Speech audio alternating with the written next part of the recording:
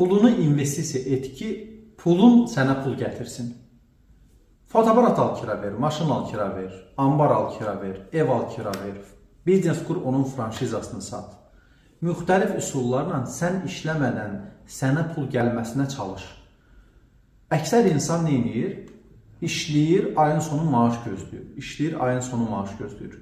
Bu formada yaşam tərzində Allah eləməsin, həyatımızda hər hansı bir qəza baş verdikdə biz birmənalı təhlükədə oluruq. Deyək ki, məsələn, nəsə baş verdi, sağlamlığımızda problem oldu, 6 ay, 1 işləmədik. Bu zaman nə olacaq? Biz işləməsək gəlir yoxdur. Amma yatırılan pulun, yəni investisiyanın belə bir təbiəti yoxdur.